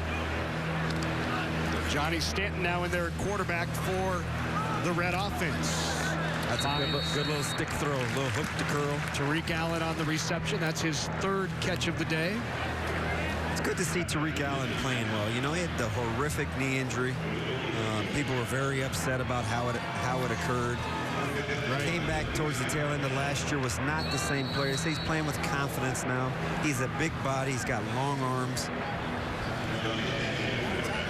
A lot of folks who've been watching, and I know you watched a lot of spring practice, said that Tariq Allen has really been one of the best receivers throughout the spring camp. Hey, he's pretty complete. He can get vertical. He's a good route runner. He helps you in your intermediate game. And he's tenacious outside the numbers. Usually when he gets his hands on you, he can lock you up for quite a bit. This is amazing right here as you take a look at this. Wait. Tariq! Hey, Tariq! Tariq! Listen, we need 1 yard for a first down. We're short, so we gotta get 1 yard. Come on, boys, she says. Boys, 1 yard. And they can't even focus. They're like, what'd she say again? Whatever she said. We won't be surprised if there is a false start penalty or illegal motion or guys wiping each other's chins. Come on. Third down and 1. Stanton still in there at quarterback. Stanton 4 for 5 on the afternoon. He's completed his passes to 4 different receivers. Yeah, that's impressive. And what I liked about that is that's another little facet of Nebraska's offense where if you want to be complete, you want to be a good team in the Big Ten in November, you got to be able to run the ball when you have to, not when you want to. On 3rd and 1, I'm sure the whole stadium knew it was going to be a run. Found a way to convert anyway. In the backfield now, along with Stanton, is Adam Taylor. Stanton goes up top just over Tariq Allen. Old number 7 got away with one. He put his hand down for his defender and lost track of where the sight line was in the air. Tariq Allen, the 6'3", 200-pound junior out of Weston, Massachusetts. One more look, you'll see the shove right there. Take a look at Stanton's footwork. That's not bad. He stood tall in the pocket. It was a clean pocket, which makes it a little easier to be big. 2nd and 10, she's throwing you up. So 11 right Iowa is the call. It's out there too. And here's Turner. Little shake and bake to him. And a first down for Jamal Turner. Well, I'd say that's a good job of getting off blocks by Ishmael Jackson to kind of slow that play down. Can't tell if that's a 15 or a 12. It's either Boaz or Ishmael. But either way, good job by that corner of getting off. You don't want to be Velcro out there. You know, you don't want things to stick to you. So Boaz found a way to get off that block. That was Joseph out there at that left corner.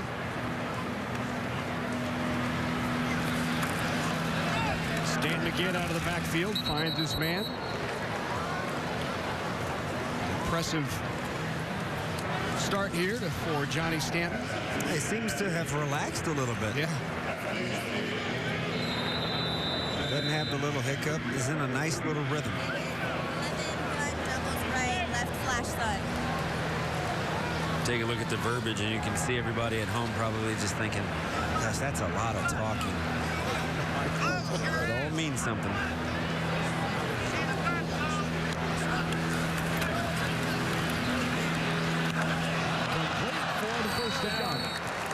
Good little concept route. Turner shows the little bubble. They close. It opens up a nice little window for the hitch, and that was delivered on time. That's what you like to see from the young fella, because that means he understands what the concept of the offense is. That's a good thing. Complete to Tyler Evans out of Waverly, Nebraska. Outstanding job, too, by DJ Foster and pass pro as well. Nebraska likes their tight ends. Coach Beck and those guys, you probably need to add one, but they really like Foster. They like Greg Hart. I think they can help him in the passing game. Turner again. Turner with a nifty stop and go, and in there for the touchdown. See, that's what he's capable of. And the outstanding thing about JT is, and you never know when this is going to happen, but how about when Coach Pelini said, as we take a look at the replay coming up here, you never know when the light switch is going to come on. Watch the stand and deliver here from Stanton. Taylor's ability, the ski skirt, that'll work. Give me the dive. All 6 of those as well. You never know when that light bulb is going to come on. And even for a guy that's been in the program as long as Taylor, he said he struck him as the type of guy when he would give him instruction that he was talking to everybody else but him. And Bo finally had to tell him during the spring break, yeah, Jamal, I'm talking to you. And he said Jamal has answered the dinner bell. That was a great story because you understand how that works with kids in the maturation process. So the light's starting to flicker now. Yeah, he said it's a flicker. He said, let's see if it stays on. That's right. I was like, are we talking kerosene? Are we talking JT?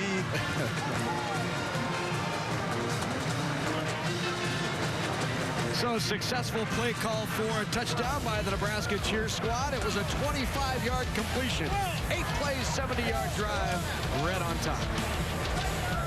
Although he's been kind of sketchy.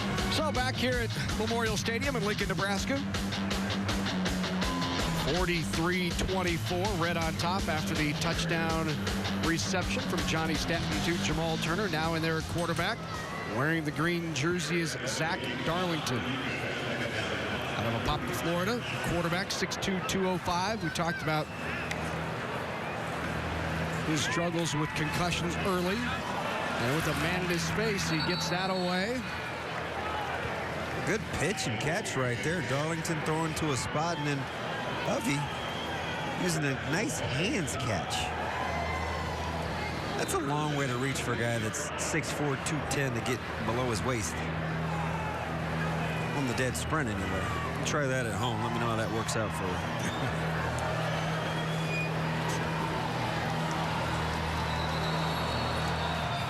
Flag on the play.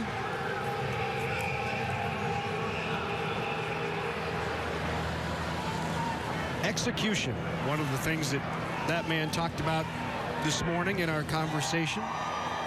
He said this offense will make big plays. We've got outstanding talent. We'll make big plays, but when we have to, when we need to drive the ball, we need to be able to execute. And it's really been the focal point, one of the focal points here in spring for this offense. Thought the signature moment might have came last Monday on that 14-play move the ball drive where the first-team offense put one together against the first-team defense and find a way to convert on some critical third downs. Said he pulled Tommy Armstrong to the side and said, no, that's what I'm talking about.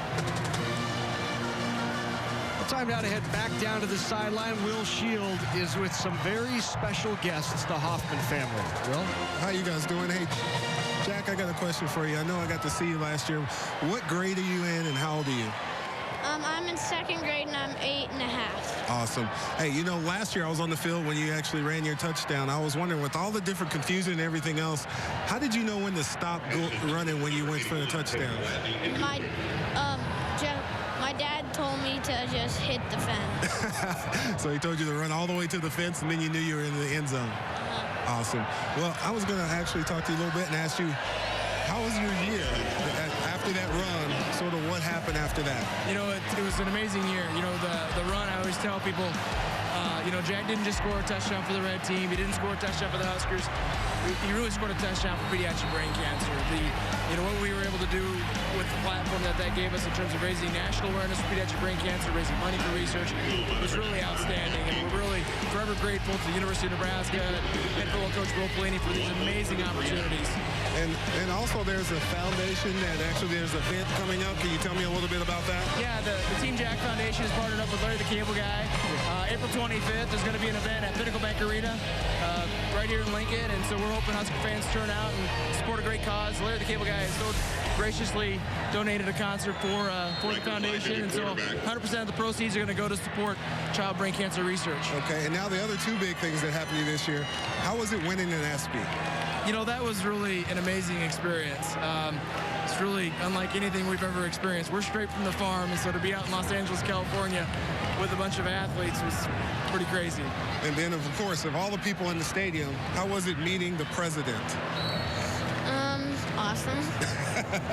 Cool. Well, thank you guys. I appreciate it. Back to you guys upstairs. Thanks, Will, and thanks very much to the Hoffman family for joining us. Just a remarkable story, thinking 1 year ago today it was that amazing run in which Jack ran into the hearts of millions of Americans, ended up winning the best moment in sports ESPY. And here's some statistics on pediatric brain cancer. And Jack, who's now in remission. It's October of 2013.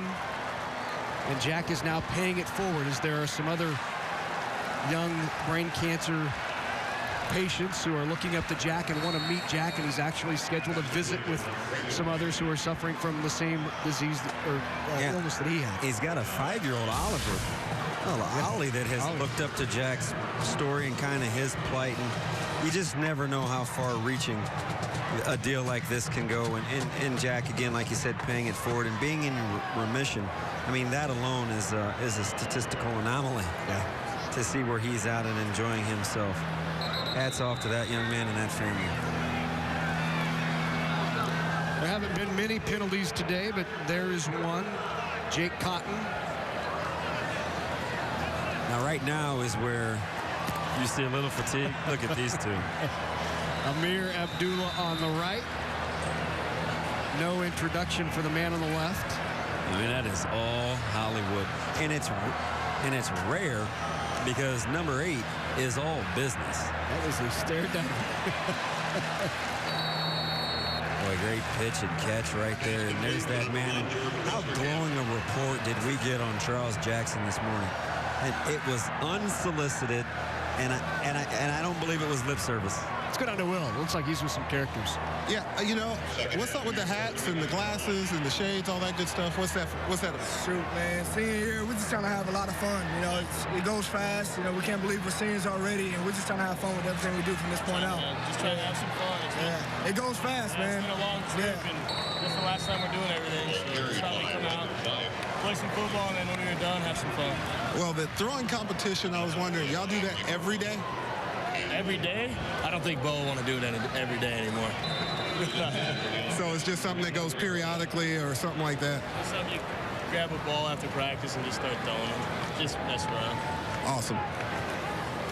Oh, and then the celebration, you know, the run around the field kind of thing, you know, almost like a soccer kind of thing. Is that where you pull that from, or just? Soccer and hockey are my favorite sports to watch, so I think I did pull that a little bit from Zlatan Ibrahimovic. You can expect that a lot this year. You know, after he scores, you know, just a quick victory lap, then resume play. You know, no big deal. No big deal.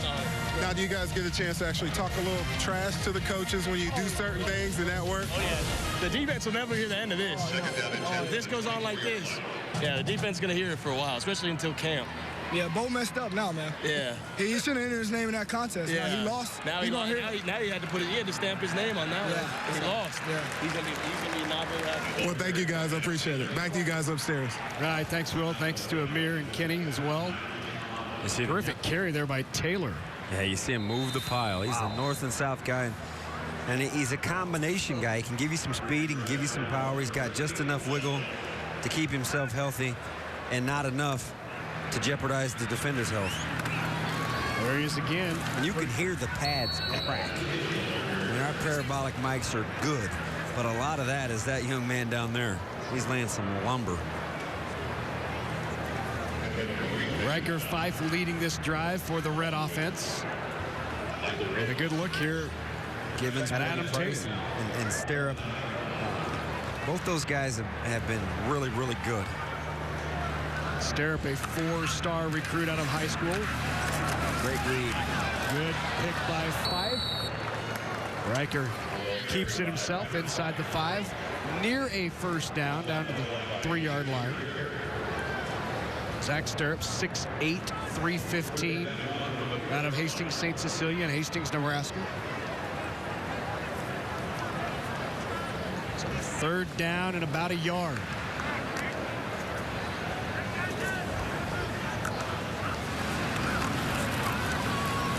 Give to Taylor, leans forward. Should have enough for the 1st down. Red trying to add to that 45-31 lead.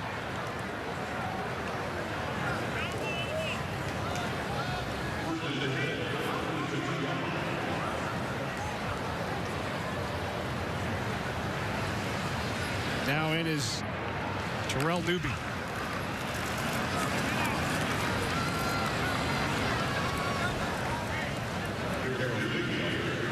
Newby near the goal line.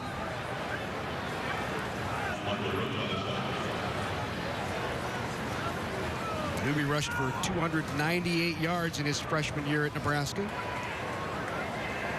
Bo really wanted him to get a little more north and south this year, and he does it right there, and therefore the touchdown. Getting skinny through the hole. Not a long way to go, but I do like the fact he kept his shoulders parallel to the line of scrimmage.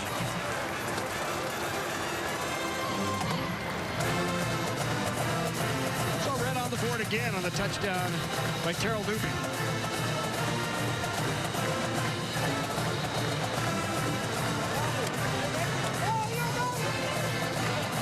Those guys are something else.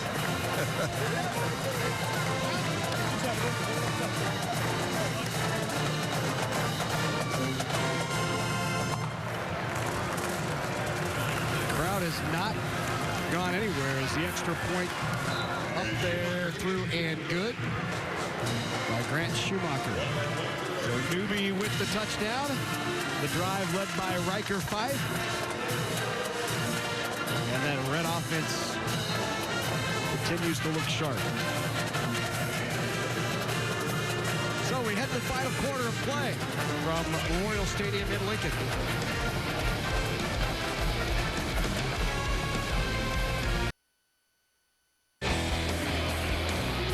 So back at Memorial Stadium, 52-31 Red on top of White in the official scoring system here of this Red-White spring game. Getting set for our final drill. And this is a punt, pass, and kick of former players. So Kurt Tomasevich, Jeremiah Searles.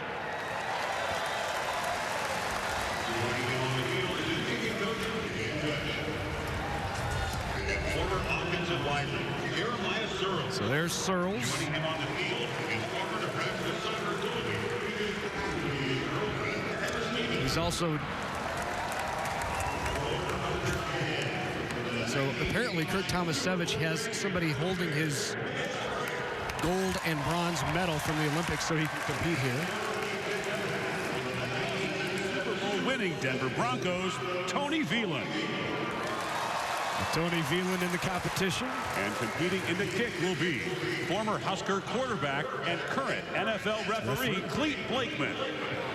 See Clete Blakeman on Sundays frequently as the head official on Cruise. NFL veteran Barrett Ruud. And there's Barrett Ruud. The fans still remember the Ruud.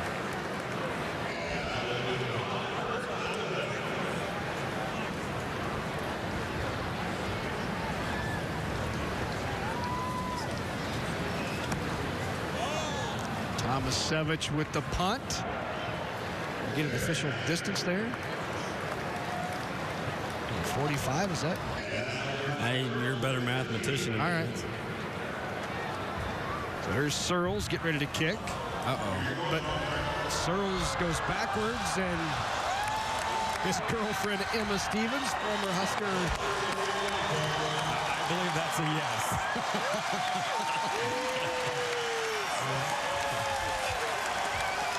I believe that is absolutely a yes. How about that?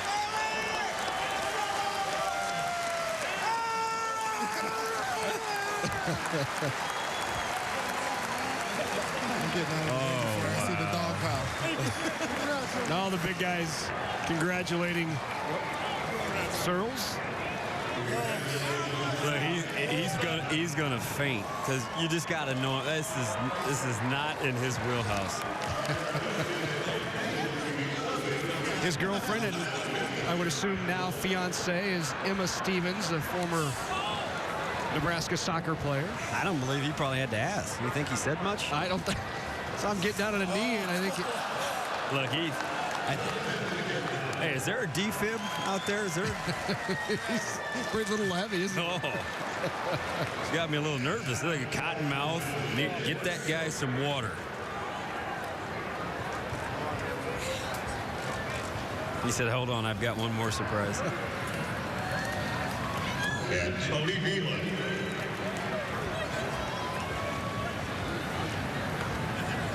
Here's Tony Veland.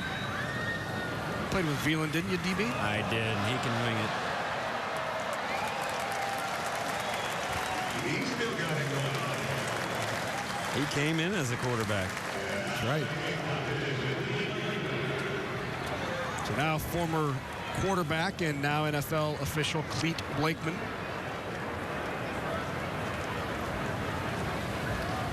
So Cleet gets to kick, huh? He's got a tee. Oh, this ought to be good. Yeah, that's just asking to pull something, isn't it? I threw a flag. Maybe that was an onside kick, I thought.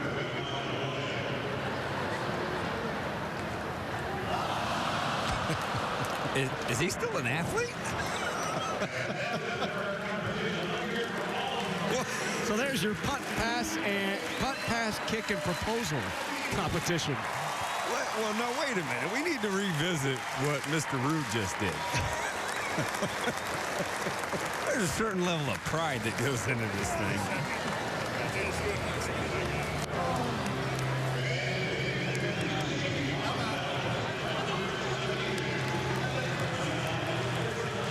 Congratulations all around. And now we're ready to get going in the final quarter of play. Still a terrific crowd on hand here at Memorial Stadium. Not many people have gone home at all. No, not at all. Yeah.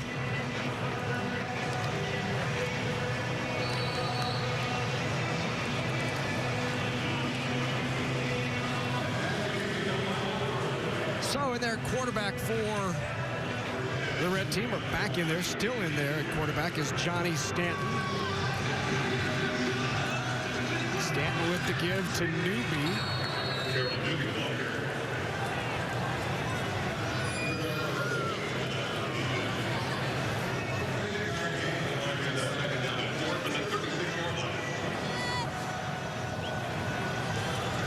Here a lot of times is take a look at this white team defense in there. Here a lot of times about how complex this Nebraska defense is, Damon, and having multiple backers play multiple, whether it's Sam, Buck, Will. It's a deal where, and it's like Coach Pelini said, if he had his way, Larry, he would have multiple guys be able to play the same positions, because if you can learn one, he felt like you should know them all and be interchangeable. And I said, hey, correct me if I'm wrong, but you'd like to have maybe 15, 16 guys be interchangeable within the same unit to do multiple things. And he said, exactly. Those guys got to play on a string, you ought to know. Carry by Newby, the tackle made by DJ Singleton.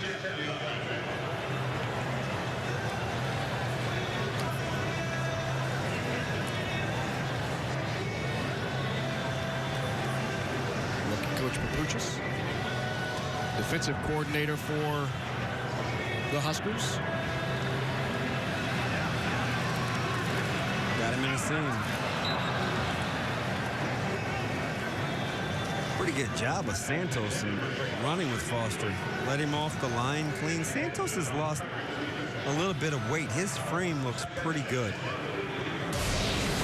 Yeah, they bulked him up for a mic a little bit, and he shed some pounds. Talking about David Santos, the Nebraska linebacker.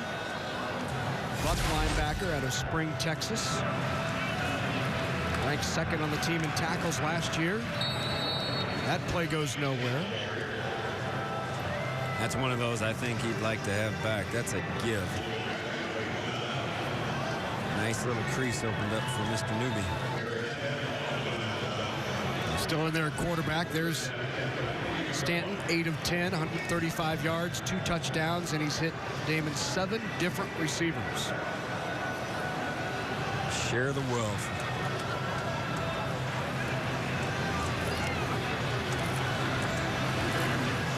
Stanton across the middle, incomplete.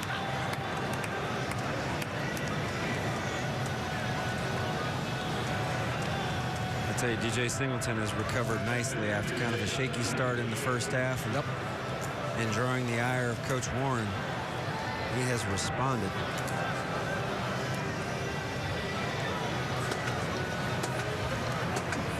DJ Singleton out of Jersey City, New Jersey, St. Peter's Prep, redshirt freshman. A lot of these young guys just beginning to learn the discipline to let it all slow down and read it rather than sometimes overreacting too quickly. Yeah, sometimes, especially at this age, LP, you're so consumed with being busy, and mistaking activity for achievement. But it slows down for you and understand how to be efficient with your output. It gets a whole lot better for you.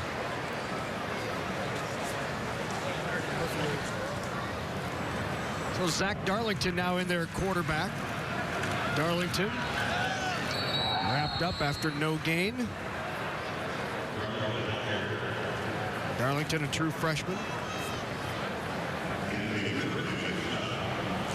Anthony Ritter's been active, hasn't he? He has, and another guy that's been really good on this third unit as well is Sam Hahn, the old lineman out of North Dakota.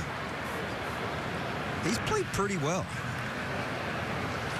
Good technician.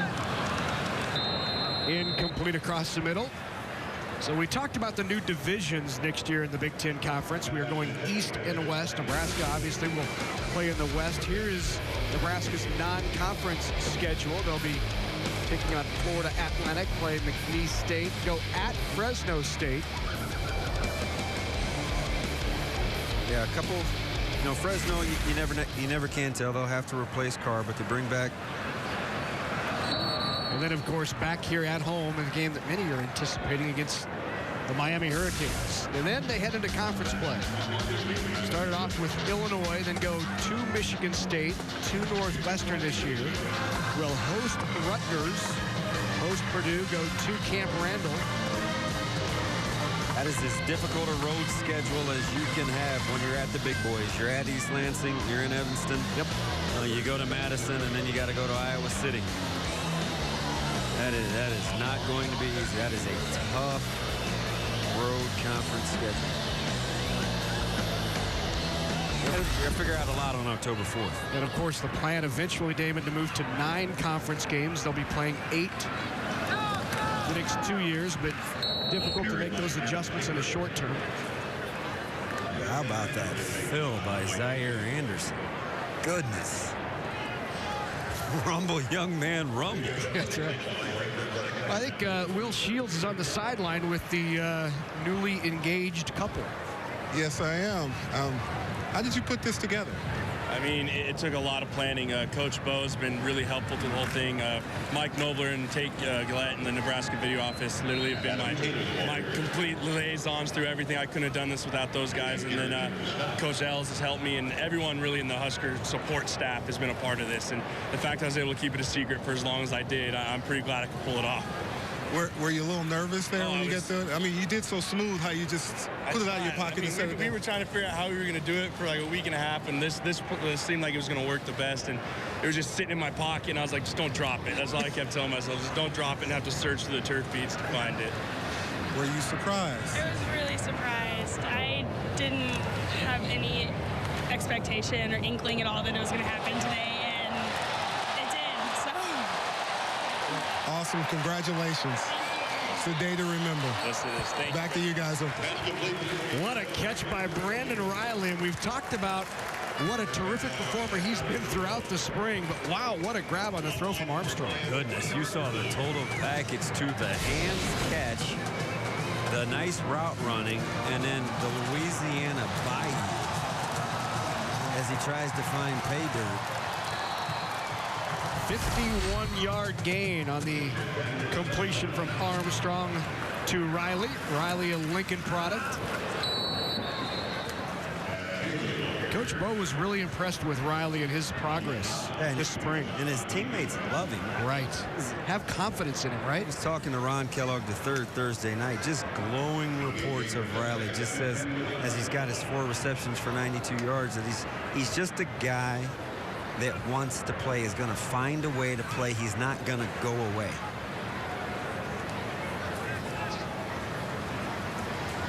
This first-team offense would like to find a way to get this in. Here's Armstrong at quarterback.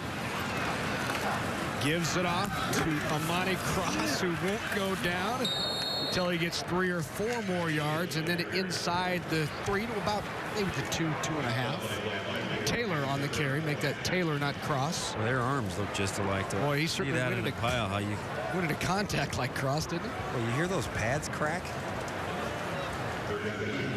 It is not for the faint of heart. Don't stick your face in there. You better come with some intent. Adam Taylor in the backfield along with Tommy Armstrong.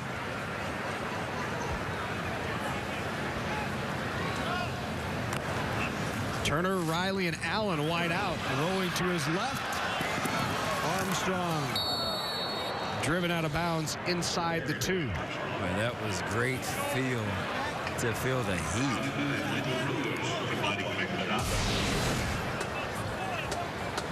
Zaire coming off the corner. Felt it. Rose having none of it at the goal line.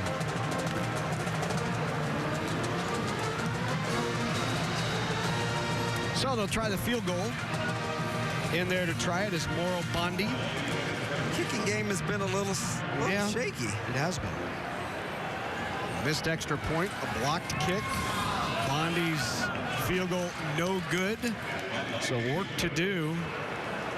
Let's say it was like maybe partially blocked. I don't know about that. That might have been. I don't know. Let's get on the field. Will Shields is with the head coach. So, Coach, how far, how good, what do you think?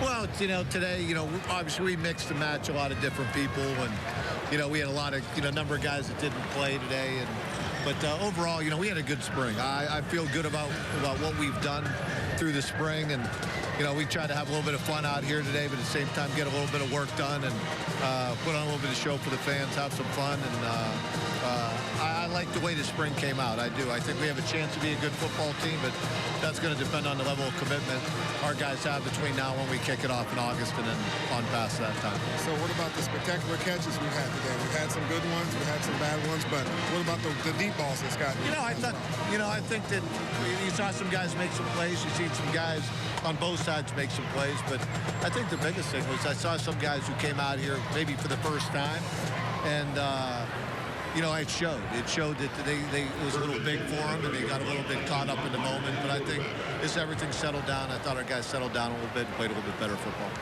And also, what happened to the cat? Where'd it go?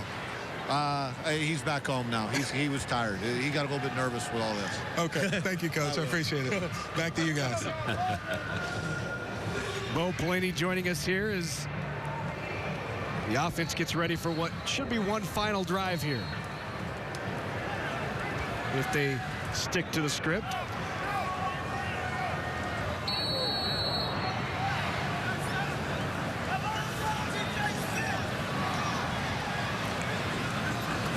Tyson Brookmeyer in there at quarterback.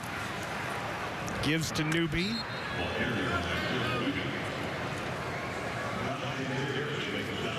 Seeing glimpses from the tailbacks. Obviously, Cross coming off the big day. And our United States Marine Corps leader of the day is cat lover and head coach of the University of Nebraska, Bo Pelini. Did you ever think there'd be a day? And here's a replay of the big moment. Who would have thought that deadpanning the walk through the tunnel, Bo Pelini Got players and with his the now cat famous scratch cat. fever. I thought I was almost talking over that when you said that. Silly, I tell you. Saved you. Thank you. It's an embarrassment there. I always appreciate your support, FD. There's a look at the moment when Bo acknowledged.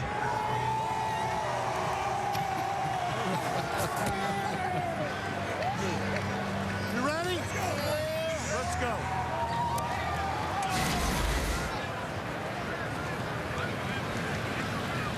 After a gain of 2 on the play, make it. They'll put it out. They'll set this out at the 47 now. 1st and 10. Ruckmeyer gives to Newby. Thought about getting that outside, but the edge set nicely by that Nebraska defense. Bo's Joseph. Hadn't had too bad of a day.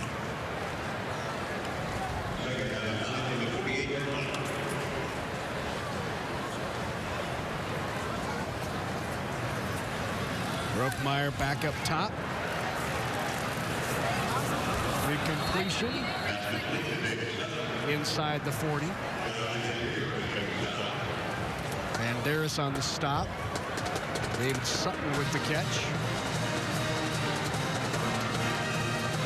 Well, the grind to be the best has already begun. Our guys deliver the latest on position battles, interviews, and a breakdown of on-the-field action. The BTN Football Report, Spring Football Edition, coming up tonight at 10 Eastern on BTN and BTN to go. I tell you, that was... He keeps his feet. That might be paid a dozen. Nice hole that opened up behind that left side right there. It's interesting to see all the little things that they do to test those backs. You know, they talked about feeding him as in Terrell Newby last week, 12 straight carries to kind of test his toughness and his mettle a little bit. Looking for the corner there. He'll be out near a 1st down. And you think about Ron Brown's stable of running backs: Amir Abdullah, Amani Cross, Terrell Newby, Adam Taylor. You know, how do you find time for all of them, Damon? Yeah, it will be, got their work cut out for them. They got to define roles and establish roles.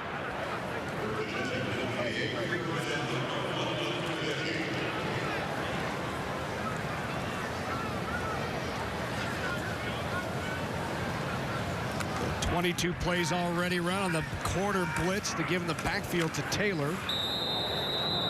Taylor drugged down from behind, no gain. Or a short game, maybe one.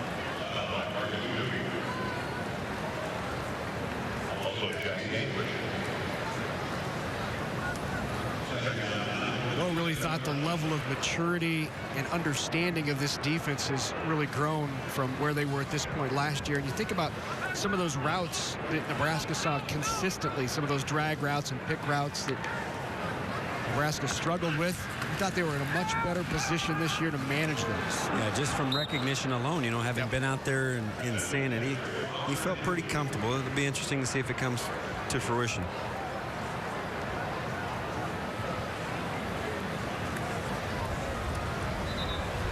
Third down now and 9 for the Red offense.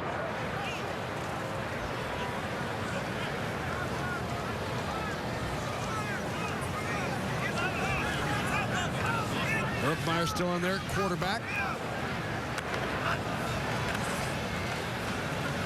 Looks downfield and intercepted.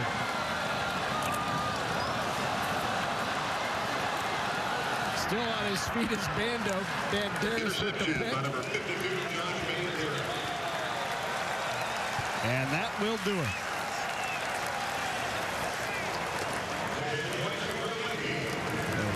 Six for the interception for the white team.